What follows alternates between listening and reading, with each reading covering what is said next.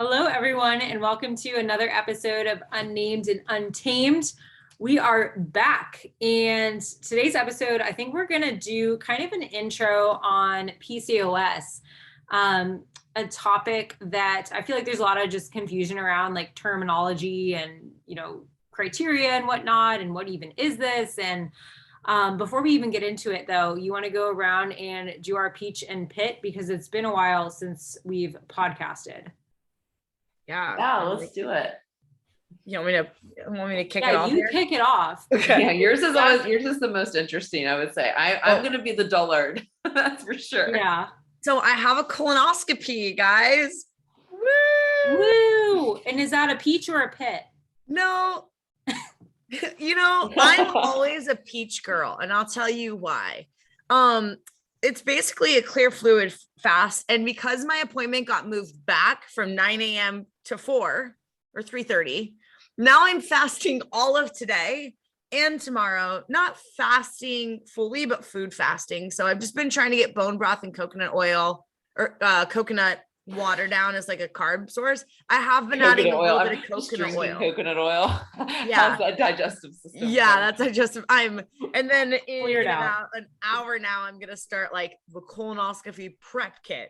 And I've been told to not leave your house, that it runs right through you. And then all of tomorrow. So my peach is just going to be like, I'm expecting a little scale drop here, And so that's always a benefit. And honestly, like, because of just like the GI issues that I've had and some labs that were flagged, I think it'll just be like a really good peace of mind to just, I have a history of, on my GA map, I have some genetic virulences for H. pylori. And if you have a specific one, it could mean colon cancer. I have a history of colon cancer in my family. I have a history of polyps in my family. And I don't know what it is, but when I poop, I might poop like ribbons sometimes. And so my doctor was like, we should just see. That sounds like there could be a polyp in there. So it would be really interesting to just kind of see what's going on. And if it is something, if it's not something, either way, we'll know. So I think that that's a peach for sure. I'm just going to do 2 peaches this week because fucking pit. I don't want to focus on a pit right now, but PEC Dallas was amazing. And I got to spend time with Sarah, who we see each other like once in a blue moon, but it's just so much fun. And Meredith, like we were missing you, talking about you the whole time, but it was just like a really good time. I think that as an online coach, I miss connection. Mm-hmm. Yeah. And so it was really good to have the connection point again. So double peach week. Yeah, I think I'll take it from there. It was nice to like kind of meet up with like Austin and have like our little like mentee group.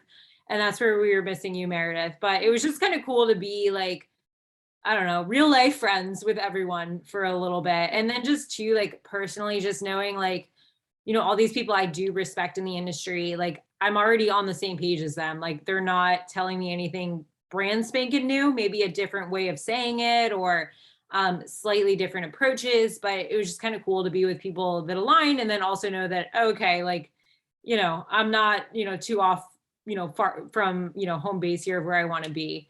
So that was cool. Yeah, pit, I would say my pit is also a peach in that I got my period again today, but I'm kind of like annoyed because my cycles have been all over the place as far as the length goes. And I really want to get a Dutch test done and I can't do it yet because I don't really have like that, kind of cycle down or when I'm ovulating. So it's not bad. I'm just not a patient person. So, God always knows what you need, right? So he's giving me some opportunities to practice patience, I guess. I forgot that I didn't mention this, so I'm gonna triple pit it because it's a big deal because we all talked last week. Yeah, but we didn't record. Yeah. But I also got my period after 6 years. That's huge. That is awesome. Huge deal. Yeah. So maybe we'll even sync up or something. Maybe. That is crazy. So it's your fault then. Meredith, what about you? Well, I'm actually gonna lead into this is gonna be like not a peach or a pit. It's just gonna be like that part like in between where you're just like, okay, whatever. Yeah, I'll share. This is not something that I have shared with anybody, but I will share. So I also had a period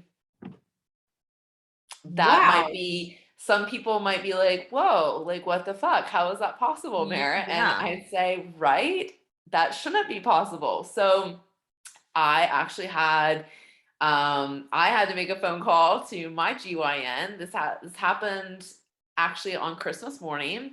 And I was like, okay, just a breakthrough bleed probably for me. Because for those who don't know, I'm in surgical menopause. So that should not happen. However, I am also on HRT. I still have my uterus and I am very young. So I should be on HRT for a while. So it's something that I have to stay on top of. So I had a little bit of a breakthrough bleed on Christmas and I just did my due diligence, called, say, hey, yeah, this will happen. And they got me in an ultrasound appointment for March. Okay. However, I too actually had some bleeding today. So I am synced up with you guys. Thanks a Wow. lot. That should not have happened. But I don't know whose fault it is, but yeah. or actually yesterday. I'm sorry, yesterday. So I made another phone call and I said, hey guys, guess what? And they actually got me in 3 hours later. So Nice. I also had a little scanner-rooney, which for those who haven't had one, you definitely should. If you're a female, make sure that you have an internal and external ultrasound. Pretty fun. And yeah, we'll see what happens. So my prediction is that I probably have a little bit of thickness in my uterine lining. And what could that mean? Nothing. It Right. could mean that there could be a time where I might need a little help with that. That help could look like maybe surgery. It could look like maybe some medication, which for those of you know, that would probably kind of suck because it wouldn't feel so good, but then that would be surgery too, would suck. So right now it's Yeah. nothing. And that's the way I look at it. I'm like, okay, well, I take this as a learning opportunity because I never really thought that this was a thing. But the more I looked into it, more I asked questions, it is a thing. And it actually happens to a lot of women. So as with anything for us coaches, I think that we have a pretty neutral, like we're like, oh, whatever, just information. And then we use it to be able to help our clients with all the shit that we go through. Yeah. And I think that's what's so funny is like everything with like Sonia and Sarah, we're like, yeah, it's just a thing. One more, because we've been there, we've done it. We know the waiting game, we know the urgency, we know the patience. So yeah, that's my not peach, not pit, my little neutral thing, my Yeah. little thing. Yeah. So it's fun. Well, and like you said, not everything is a thing. Yeah, Like, exactly. It I could don't be know. literally, it could be nothing. And here again, knowing that I am on HRT, we changed my HRT. It could have been that. It could have been just the change in the HRT. So many awesome possibilities. I say that laughing because like for females and as coaches, we know that whenever we have to tell a client, well, it could be, and we list out all of the possible things, that is fucking annoying, right? Like who wants to hear that? Mhm. But my personal belief is like it's nothing until it's something. And if anything, it's a thing, it's information. And yeah, so there we go. Look at us. We're all synced up. That's kind of wild. I know. The first time it happened, I actually was laughing so hard. I called my sister. I was like, you are not going to fucking believe this. This is bullshit. I got rid of all my tampons. What the hell is this? This What is to not do? cool. I was like, what? I don't even know what to do. I know. I was like, this is bullshit. I was told this whole thing gonna happen. What Panty the hell? liners, and I was like, dude, this is like, I don't even know what to do. And we were like flying out to Dallas. I was like, where? I need to get tampons somewhere. You know, like what? It's Where do they crazy. sell these? No. Yeah, exactly. That's us standing in the aisle going, holy shit, there's a bigger selection than last time. Yeah, right. Well, I didn't know how to use the compact ones. I've never used a compact one. I used a That was never compact my one and lane. I ended up throwing away half the box because I thought they didn't work. But I didn't realize that you have to like unplunge them. Oh my God. What? Kind of. I've never used a compact. Like when I was having a cycle, full disclosure, I needed like a rocket. Like I needed like super extra plus. Yeah, Super honestly, I threw away like half of them until I figured it out. That's okay, so you have to explain it now, hilarious. for maybe some people don't know. What's that? You have to explain because maybe some people don't know the compact. It's like a mini one, right? So I guess it's supposed to like fit in your purse or whatever, or like you can like hide it easily or something, which I don't even know why. I think I bought them because they were organic, but I didn't realize that they were compact. Anyway, I opened the package. I'm like, how does this go? Like, this is so small. Like, so I ended up like trying to use them and like shoving them up there, but like it didn't work that well. So I ended up like throwing half the box away. And my dog loves to eat the cotton. So he ate like half of the unused ones. Like, so this is so funny. So when I was like 13, when I started my period, I was at boarding school and I had them get me tampons, you know, because I was like, I want tampons. And my mom, or maybe I was like 13 there, and I started when I was like 12. So I'd use pads, but I wanted to start using tampons, and no one ever told me how. When I got the compact ones, the one in the black wrapper and they're all colorful, it was like when they first kind of came out. And I remember putting it in with the plastic and all, and then leaving it there, plastic and all. and it stayed Because I just didn't know. And it just kept like moving around and pinching. And I was like, this is awful. Yeah. Until I like read the directions and I was like, oh, you're supposed to take the plastic out. Oh my God. Dude, it was so miserable. I was like, this is so uncomfortable. I remember like being in class and just being like, this hurts so bad right now. Oh, fuck yeah. Well, I remember the first time like I used one, like literally like, that hurt. Like I was like, I remember I was like, I'm never having sex. Fuck that shit. Like if this is how it feels. Yeah, no, awful. I couldn't figure, like, I was like, I guess, yeah, I don't know. Yeah. And my mom was like, are you sure you're putting it in the right hole? I'm like, I think so. Yeah, pretty sure, Mom. Yeah. Yeah.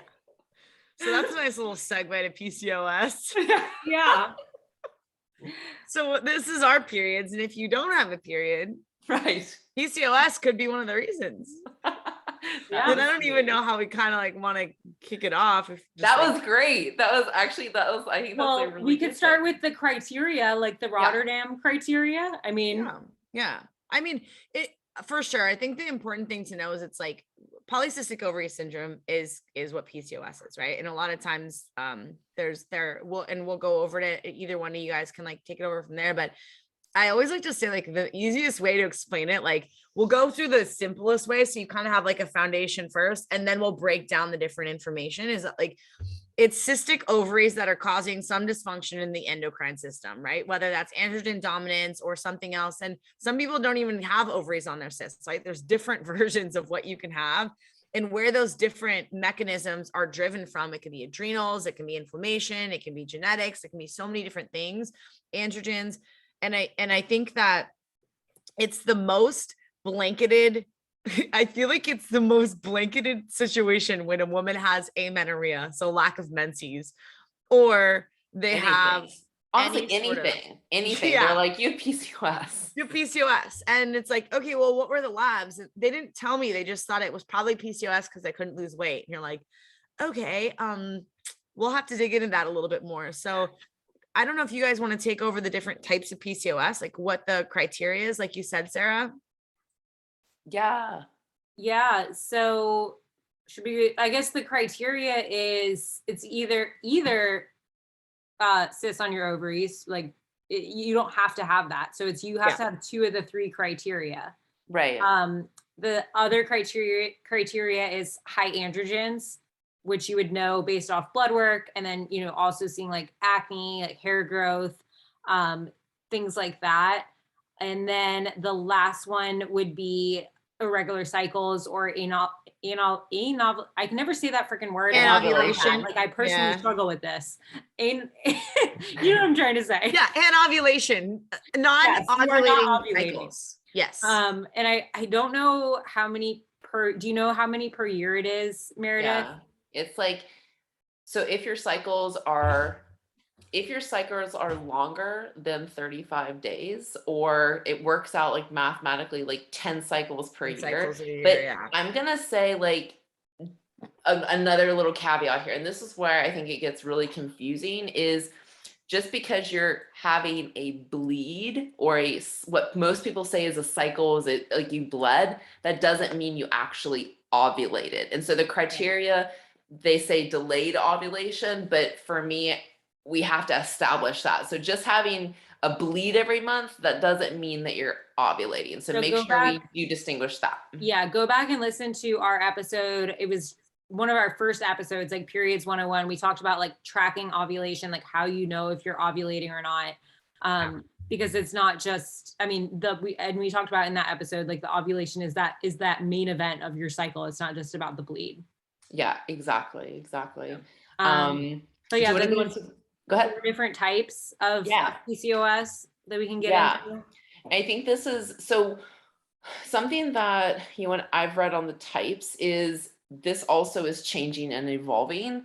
So, and then there's types, and then there's what drives those types, and that's what can also be confusing, because we have the basic types and then we have the drivers of that. So something that you'll always hear is hyperandrogenism or high androgens.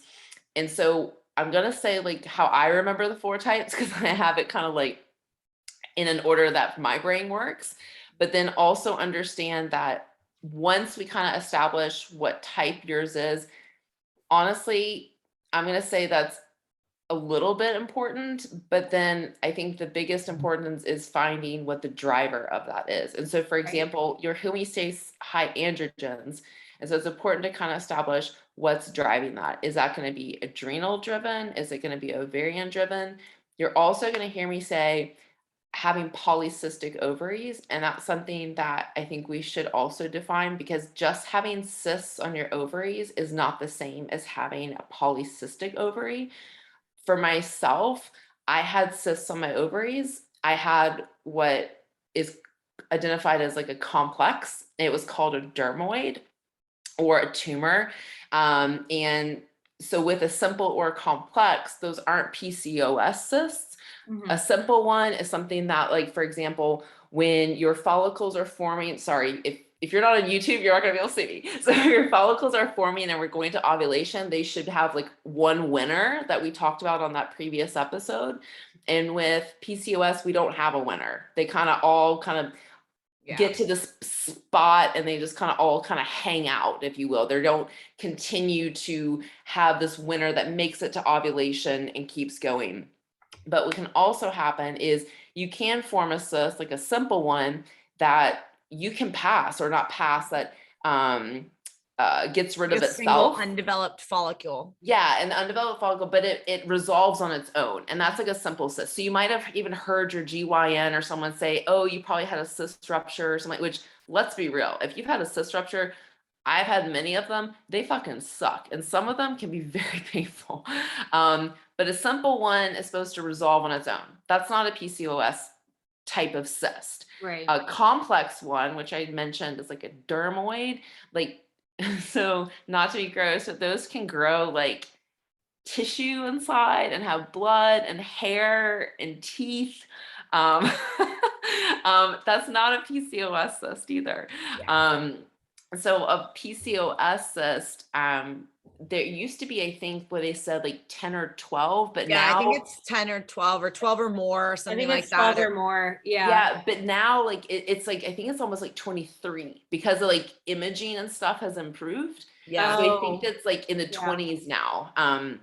But so the PCOS cysts, you have to have like a lot of them, like either like the 12 or the 23 version. And they have to be of a certain size, which here again, I think it's somewhere like 2 to 9 millimeters. I could have that wrong.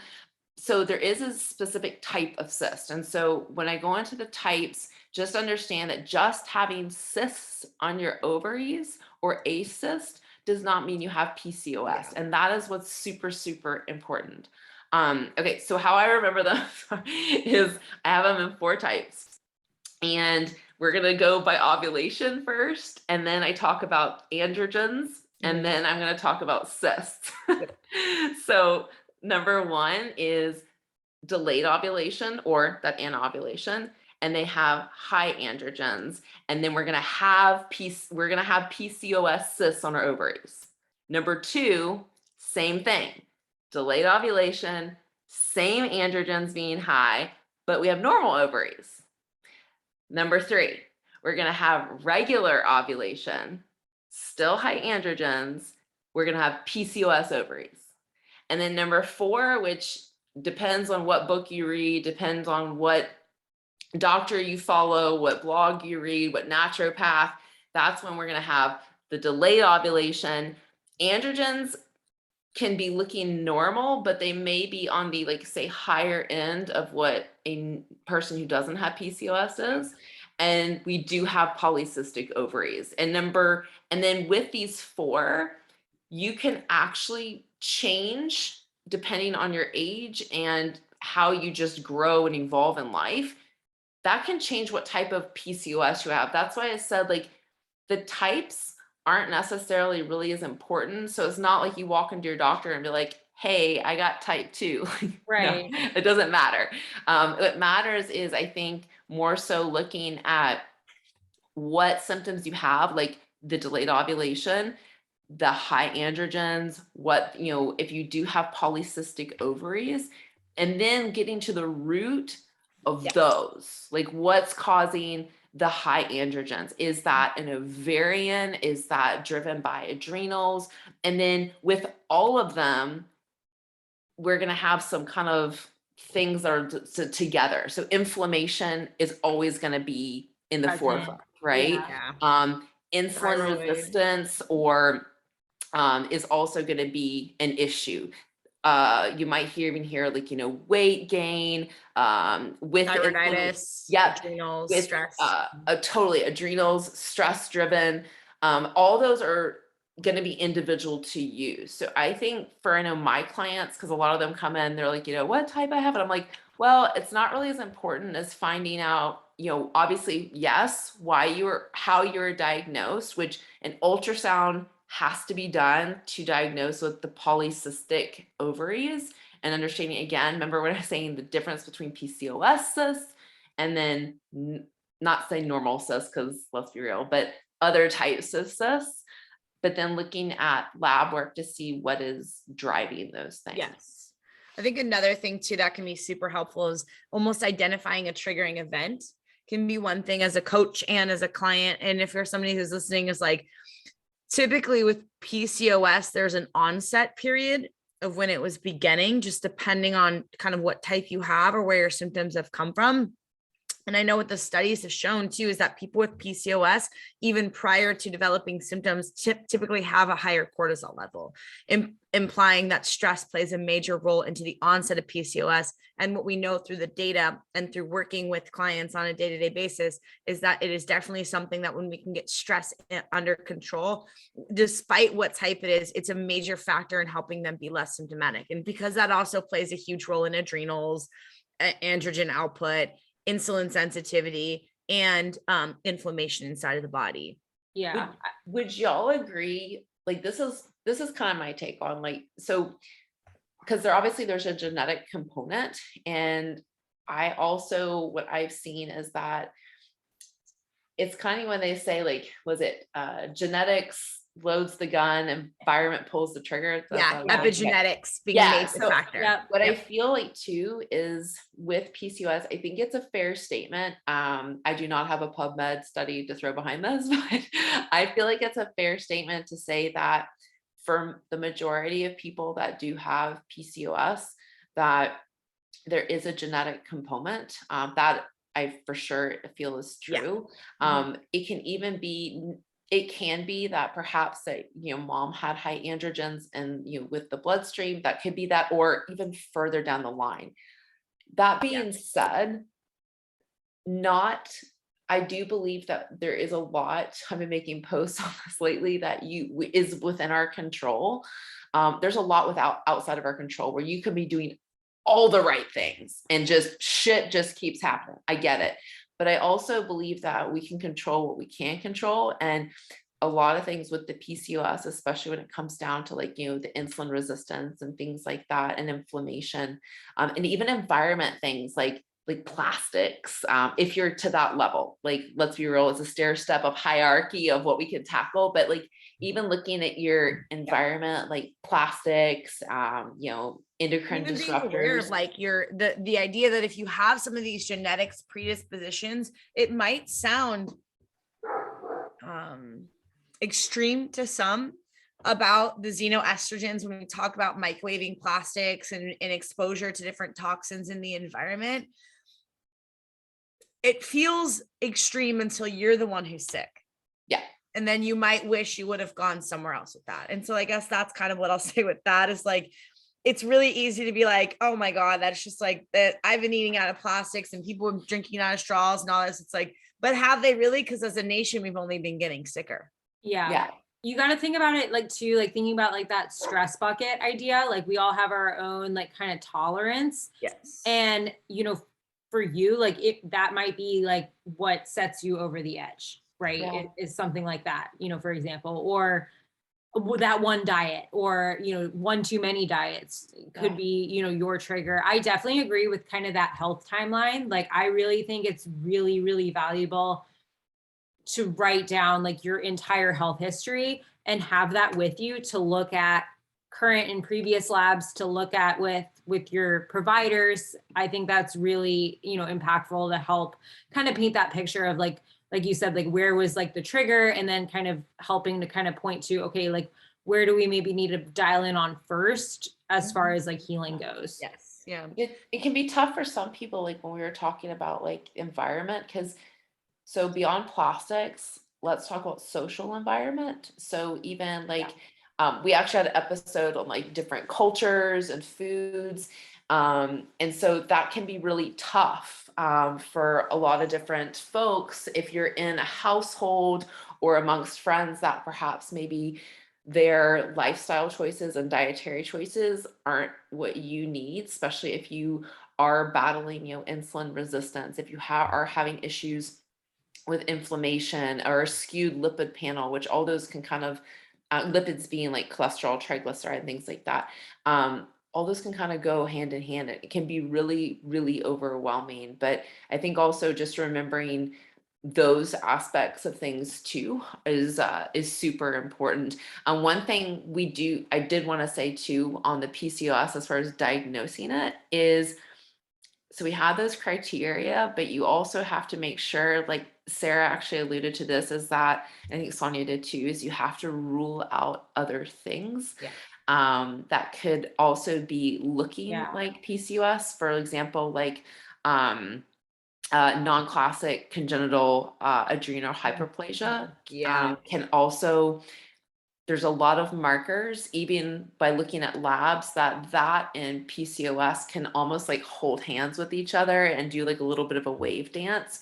That is very specific. And so I just want to say that one. And then even hyperthyroidism, because here again, if we're talking about, we've all had clients I know where they come in and they say, oh, I've been diagnosed with PCOS because I have cysts on my ovaries and I have, I can't lose weight and things like that. So with inflammation, which we established is a part of any type of endocrine issue for the majority, we also have to remember that there also is thyroid in that also. So we have to just make sure, and gut health. And so this is why when it really gets tough when you come say it's not just treating PCOS, it's really looking at the body as a whole and making sure that we're looking at all angles of it. So ruling out, like Sarah mentioned, the oh my gosh, anovulatory hypothalamic amenorrhea. I mean, it could, I mean, amenorrhea, like look at your FSH, LH, like that full lab. I mean, you even mentioned kind of like thyroid, like, I mean, if you're like hypothyroid, that could cause irregular cycles, that could cause, some of these, like, I mean, it's a endocrine metabolic disorder. So, and you'll see some of the same things. Like if you're not having a cycle, it's very common that you get cysts. Now, are you getting polycystic Yeah. ovaries? No, you're not getting cystic ovaries. You have a cyst, totally different thing, right? And again, like we said, you can see that in labs. Like not typically, it's not a blanket statement, not all, but your FSH to LH ratio on a PCOS client will be almost 3 times higher LH to FSH, just because there's a higher luteinizing hormones, almost over signaling, right? That's the issue. Whereas in hypothalamic amenorrhea, you're going to have a very low TSH and FS level, and there'll normally be a 1-to-1 or 1-to-2 ratio. Can you say that? Can you say that again for folks? Yeah. And can you, when you talk about the ratio, can you just give like numbers like 2, 4, Yes. 2, 6? Yeah. Great. So just so people get that. Let's talk about with hypothalamic amenorrhea. There's a dysfunction between the brain, the pituitary, and the ovaries. It's or we'll call it hypogonadism. Like, right, there's a dysfunction there, talking about our brain, the pituitary down. And with those levels, we'll typically see low luteinizing hormone levels and follicle stimulating hormone levels. And because the follicle is not being stimulated, it's not dropping, there's no cycle being created, the follicle is more able to be stuck, right? Giving you a cyst. It's a possibility, right? Again, very different than in polycystic ovary syndrome, where you would have luteinizing levels of maybe a 9 to an LH level of, an LH level of a 9 to a follicle stimulating hormone to maybe a 3, right? Because in that situation, it's the opposite of being stimulated. It's almost being overstimulated. It's almost like 2 ships passing in the, Alexa, turn off. Sorry, guys. It's almost like 2 ships passing in the night, right? It's like this guy's trying to move too fast and this guy's trying to take things too slow instead of 2 people running together. So you almost have one's an overstimulation and one is an understimulation. That was perfect. Yeah. It's well, and it goes back to kind of like, where is kind of that root cause coming from? Like, it all kind of goes together. Yes. Yeah. And something too with PCOS that I'll just mention is like, so when somebody is diagnosed with PCOS and is active, just understand that this isn't something that necessarily you are cured from. This is something that is managed. And that's really important, is you can manage symptoms, it can improve, but it's something that you're always going to have to work on. It's not that it's done and it's gone. Does that make sense? No, because if you're predisposed, a trigger, again, like we're talking about, could trigger again. Yes. Yeah. Okay. I always I'm not sure if this is coming across right. No, it's totally right. And I think that you need to hear us when we say it, right? And so Meredith, say it one more time slowly, because this is that thing that you can absolutely put in remission, but it will always be in the darkness waiting for you to fuck up. Yeah. And you know what? Like, I'll just put this as a blanket statement for anything. So we're talking about PCOS right now. I'm going to say gut health. I'm going to say thyroid. Thyroid, all the things. Yeah. It takes effort. Let's start there. But it's not something that it is one and done. You do all the things, it gets better and it goes away and you never have to think about it again. It's something that you will constantly have to work on and manage and mitigate. And that's going to take probably, maybe some lifestyle choices and habits that have to change.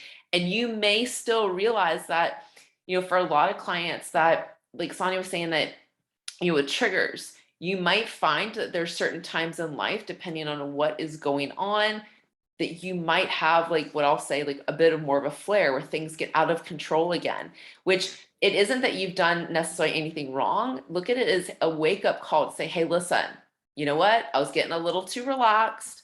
Let's just kind of look at things again. What did I change? What did I not change? And let's reel it back in. But it's not something that you will be cured from. I'll caveat that by saying this. The one thing that can help is, and I'm not going to say that, like, is age. So as we age, our hormones they will decline. And so that can be helpful with that hyperandrogenism. That can also be helpful when it comes to the cystic ovaries. And so when it comes to here again, looking at an ultrasound for cystic ovaries, there's kind of a timeline where you have to be very careful. And anyone under the age of 18 is going to have a lot of, quote, these cysts or follicles. And so that's why the kind of age bracket is 18 to 35. Okay. And so that's where you have to be careful. But there can be an improvement just by getting older. You might find that, that does help. That also being said, just know that as we age, having something predisposed like PCOS, or just as we age in general and hormones decline, can double predispose us for things like cardiovascular disease. Yes. And that's important because if you have PCOS, that is a risk factor. Also diabetes.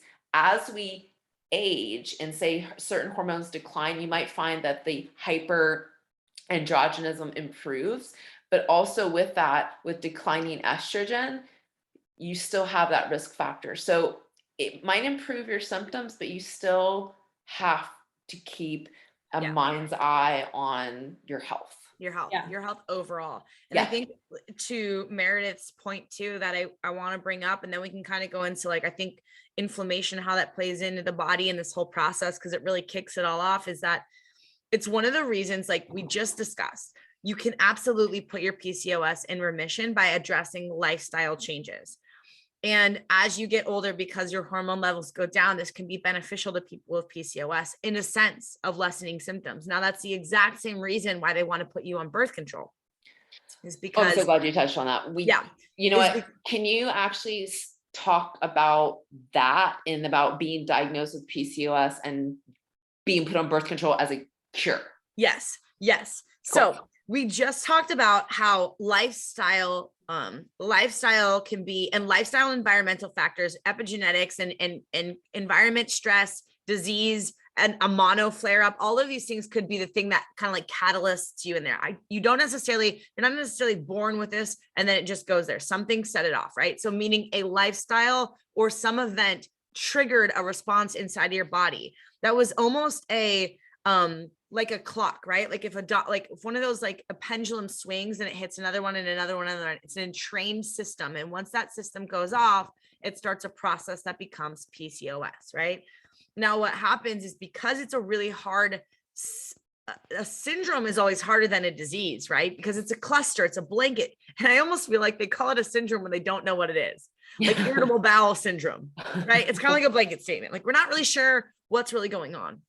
Well, the easiest fix for a doctor whose primary job is to treat a symptom, right? And fix and do this. When he has a young woman come into his office with heavy periods, cystic acne, and ovulatory cycles, or pain, or any of the things, hirsutism, acne, his job is to treat, right? And so no harp on Western medicine, but we can do better, right? So what they treat is by suppressing the hormones and suppressing luteinizing hormone. So it's almost bringing it down, right? Because we would say we have this overactive LH and almost a subpar FSH. So what they do is they almost turn those things off and they lower the hormones to cure or put into remission PCOS. So what we haven't done is we haven't taken care of the bullet wound underneath the Band-Aid. And eventually, when we take that off, we then have to address those issues. Now, the hardest part is that birth control is also a low-grade inflammatory response inside of the body a lot of times, and can create other issues down the line. So then it's almost like it's almost like Russian roulette, where eventually we've got to pull this off and deal with it. And as someone who works with bringing people off birth control and with PCOS, it's a lot. It's a lot. And it seems like the longer it's been, the more we're working on that. And I would say there's a good amount of it that's rooted in trauma. Yeah. And the data doesn't necessarily say that, but I could say the anecdotal data working in the fields with the army I work with, right? With us. Yeah. You can see that it's rooted in trauma. We'll talk about inflammation. Yeah. And this is a huge thing too, right? And so for a long, when you like adjust your glasses, you're like, I'm about to really get on one right now. So for a long time, they actually thought that inflammation was a cause, inflammation was a symptom of PCOS. But now they're actually finding that inflammation can be the cause of PCOS, right? Yeah. Well, yeah. And inflammation means, I mean, a lot of things. Yes, Right. inflammation is just the body's simply the body's warrior response to anything. So the body It's can an immune respond. response. Yeah, I mean, one of the most common things that we can see is, let's talk about leaky gut, right? Gut permeability. That's what I was We have gonna these say, tight little junctions, like, if you can't see me, but if you weave your fingers together and imagine that if we eat foods that are inflammatory, like gluten, like dairy, like drinking, like fast food, we just become inflamed. And as we become inflamed, food particles and sitting feces can just kind of leak out, right? These little guys can come out. The bad bugs in there, when their skeletons die, they create a little gas. Those things leak out, right? It's like a sponge with water coming in and out. Well, what happens is when those toxins go inside of the body, our body releases these tiny little warriors. They're called cytokines, and they start attacking to protect the body. And when we have an overactive amount of toxins coming into the body, and these cytokines, these warriors coming in, they start to do things, and they start to almost create an autoimmunity inside of the body. And that's where we get things like thyroiditis. We get things like Hashimoto's disease, because the body is on such a hyper respond to things that we're chronically in a state of inflammation. And when this happens, it starts to damage our body, and it can actually change the way our ovaries are working, the messaging in our system, the hormonal messaging inside of our system. And it's generally a big cause of PCOS. And that's what I meant, is identifying the triggering response. So you could have had a horrible infection of some sort, and that could have been the triggering response to your PCOS getting set off. It was kind of like a whew.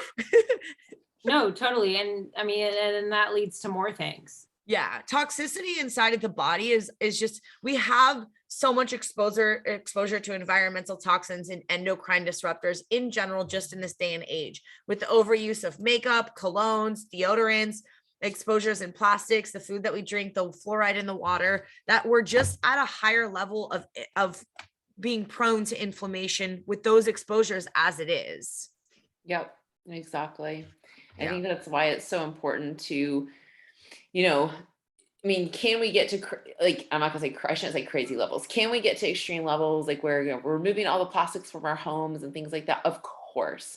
But I would say for most people, just start with the foods that you eat. Start with drinking enough water, a day. If we want to get that on a filter system, awesome. Yeah. But if you're drinking 40 ounces of water a day, I'm going to be darn proud of you. I don't really care if it's filtered at this point. Like, let's just get some water in that body, and let's get it consistent, That being said too, when she was mentioning the being put on birth control as like the, a common quote fix, just be careful, because also too, if you go back to the one of the post pill episodes, is just like anything, coming off of that can be quite the shitstorm. It's again, like when you get put on birth control to, improve acne, but that sebum production and everything just kind of, it's almost like a volcano. And as soon as you come off, it can erupt. And so that's something that it can really toss a lot of people, and they can be upset, but just hang in there, hang in there. It does get better. It does take, a lot of effort. It might take 6 months, might take 10 months. It really sucks. Right. And I am like you guys and my clients know, like, I feel, I'm in there with you. Like, I feel it. We're going through this together. It's like, I see the difference with people with PCOS when long-term birth control versus even just people with long-term birth control. I could have someone with PCOS. It's just going to be a little bit harder, and their lifestyle has to be more dialed in. It's not drinking on the weekends. It's not here and there tracking. It's got it. And but when we get it locked in, it's the biggest win, right? And I'm sure you guys see that as coaches, like when we get regular cycles, when we're not dealing with thyroid, when labs finally come back looking good. And I think one of the things that's like a very easy, if you're listening right now, because I think it would be good for us to give here's a thing, like we can talk about, adrenals and this stuff, like what can you do, right? I think one of the easiest across the board things is just kind of like a Mediterranean diet is a very easy way to go about doing anything, where we're prioritizing colors, fruits, veggies, fresh fish, organic grass-fed meats. We have some grains in there. We're using nuts, seeds, things with the healthy balance of different fats, chia seeds, macadamia nut oils, olive oils. Those are all, that's an anti-inflammatory lifestyle. It's an anti-inflammatory diet. It's the opposite of sweeteners and hydrogenated oils and fried foods and fast foods and just eating foods out. They're not cooking your foods in olive oil a lot of times. Like they're using deep fryers and those methods. So just knowing that those are inflammatory, and so that you have to have a heavy focus on an anti-inflammatory to balance that out, right? Things like resveratrol, omegas are one of those things that are just like a huge thing that I think everyone should be dosing with, like 1,000 to 2,000 milligrams, sometimes 3 or 4 times a day, just depending on where that leads, what you're looking to accomplish. What other things are you guys using for inflammation? Curcumin, turmeric? Yeah. I start with the diet and honestly, basic lifestyle. I want you sleeping. Like inflammation, go to bed. Get your ass to bed. Listen to that episode. Yeah. Why don't you talk about adrenals and how much that even plays into it? Which part, as far as being a driver of PCOS with the high sleep? I just figured it was a good switch, like sleep, adrenals. So I got you. We're working. So because the reason I ask is because I did have a client that had adrenal driven hyperandrogenism. And so for her, it wasn't that her cortisol was high, but it was that her DHEA was really pumping out. So, but again, for her, she was having a lot of gut issues. And so we shored up gut health. We worked on consistency, and just for her, nurtured her adrenals, because we didn't want to obviously light them on fire. That was plenty happening. And so I think for anyone is making sure that stress is at bay. And what I alluded to earlier is a free thing that you can do before you start using, phosphatidylserine and melatonin, even though, yes, awesome antioxidant, really great evidence with PCOS. Okay, but let's go to bed. Let's, get off social media. Like, what are you really doing? Don't trump lifestyle. No, yeah. What are you really doing 1 hour before bed? Yeah.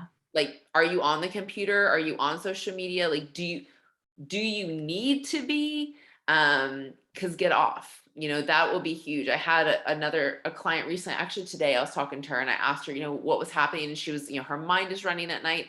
So then we can start looking into free things, like take a warm bath or a warm shower right before bed. Like Sarah actually talked about that as far as like body temperature and what that can help do. But shoring up those free things, getting good quality sleep minimum. We talked about this before, 7.5 hours, because we want that lymphatic system really nice and happy. And then getting up in the morning to support your HPA axis, what we saw, we talked about earlier in the episode, as far as the brain, pituitary, the hypothalamus, pituitary, and ovarian axis, or in this case, adrenal axis. We want to support that. So let's get some light, first thing in the morning.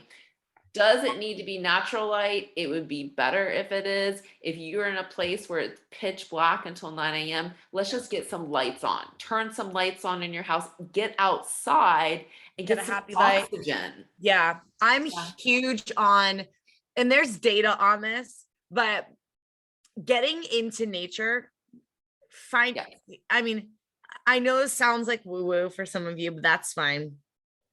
Getting outside, being outside of your house in nature with the earth, grounding, those kinds of things. It's really important with things like this, right? And if you are somebody who's dealing with PCOS, you probably are willing to try anything, right? And we can even go back to, having all of the EMFs in your house on a Christmas timer and turning those off when you're sleeping to lower the exposure to this. There's data on these points of adding inflammation, adding the body's, or adding to these symptoms and this overall PCOS syndrome when we have things like that. So you could even do something like turning your Wi-Fi and all of your devices on a Christmas timer at night that go off at, 8 o'clock at night, and they come on at, 8 o'clock in the morning when you need them again, just to lighten the load that your body's experiencing from the outside world, and being outside, outside light is always going to trump your happy life. I don't care how many watts it is. Even if it's a shitty day. Yeah. I was going to say, even like when I was saying like in the morning, even if it's like pitch dark, getting outside and feeling that, I don't care if it's, I'm sorry, I live where it's like -40 sometimes, but getting outside and having that like fresh burst of air, there's nothing like it. It can be pitch dark and you just still feel so much more alive and your body responds to that. So here again, having those, time circadian rhythms during the day, and then obviously like feeding yourself, within like an hour of waking and things like that. Yeah. That's all going to do your body and inflammation. And here again, also looking into like insulin resistance as far as your nutrition and hydration, it's all going to matter. And then once all those are, rooted in, then start looking at some supplements. And Right. I really like very basic. I'm going to say this for every human, like Sonia said, like with, omegas is really easy, of good quality. Magnesium glycinate is huge. Almost everyone is deficient. It's like the cure-all. It's super easy. You take it up to bowel tolerance, and once you hit bowel tolerance, back off by like 100 milligrams. Boom, done. And that's for PCOS. I really like it. I really hesitate like to get it because I could really list out some supplements, and I really hate to do that because. And we can do that on episode 2. We could do. You're not handling the foundations. Don't buy anything. The other one I was going to mention is just blood sugar balance, like making sure you're eating regular meals at regular intervals, and you don't need to pull all the carbs. Like that's a common like. PCOS, gotta go low carb. Like, no, not necessarily. And that could backfire big time. You just want to pair your carbs with protein and have balanced meals. Exactly. Don't run on coffee all day. Maybe change the type of carb. It's a big difference between having a Snickers bar and having oatmeal. Yeah. I definitely, I think that carb quality and micronutrient focus in a PCOS client is key. Meaning, we're more focused on what vitamins and minerals does my food carry versus like, does it fit my macros? And more focused on the way that food is going to affect our body. Like, I don't like good and bad. Good and bad is bullshit to me. Good food, bad food. No, it's not that. This is going to impact me this way. And this is how I'm going to feel. And this is going to impact me the other way. And that's how I'm going to feel. And with insulin resistance, we have to look at like, there are a lot of cases of insulin resistance. I'm not saying that this is not a thing. It's not real. I've seen it. I've lived it. As coaches, I know that you guys have as well. And what I can say is that not all of it is that a person doesn't have the ability to transport glucose into the muscle and it's being stored as fat. I get this. I get that. It can be a thing.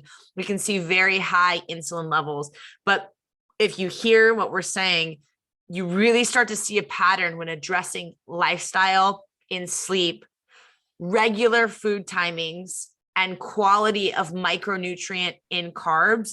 You really start to see insulin levels come down without the use of metformin. Yeah. We have another podcast episode planned just going over food quality because that's such a big one. Yeah, that's going to actually, I'm going to highly encourage you guys to go back and listen to several of the episodes we mentioned about like sleep. That's going to be a huge one to listen to. Yeah. The